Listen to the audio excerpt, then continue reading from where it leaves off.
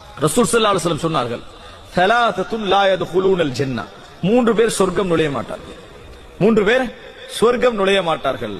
ஒன்று அல் மன்னான், கொடுத்ததை சொல்லி காட்டக்கூடியவர், கொடுத்ததை சொல்லி காட்டுவன். அல் ஆக்குலி வாலிதைஹி, தன் பெற்றோர்களுக்கு நோவினை செய்யக்கூடியவன், தன் பெற்றோர்களுக்கு நோவினை செய்யக்கூடியவன்.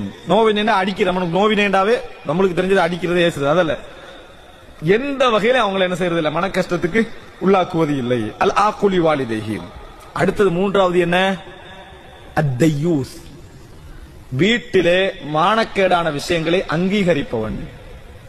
வீட்டிலே மானக்கேடான விஷயங்களை அங்கீகரிப்பவன். ரசூலுல்லாஹ் என்ன சொன்னாங்க, அத்தையூஸ், இவன் சொர்க்கம் நுழைய மாட்டான். அவர் மார்க்க ரீதி எல்லாம் நல்லா இருக்கிறாரு, மார்க்க ரீதி அந்த மாதிரி கட்டுப்பாடா அடிக்கிறாரு, எல்லாம் ஓகே.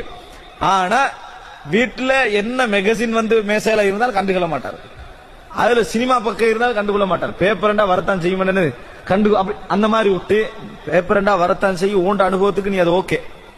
ஆனா 8 வயசு 10 வயசு 12 வயசுல உள்ளவனுக்கு அது பெருசு. அந்த இடத்துல நீ யோசிக்கணும். அதான் தையூஸ் ரசூலுல்லாஹ், நீ வந்து என்னது, மானக்கேடான விஷயங்களை வீட்டில் அங்கீகரிப்பவன்.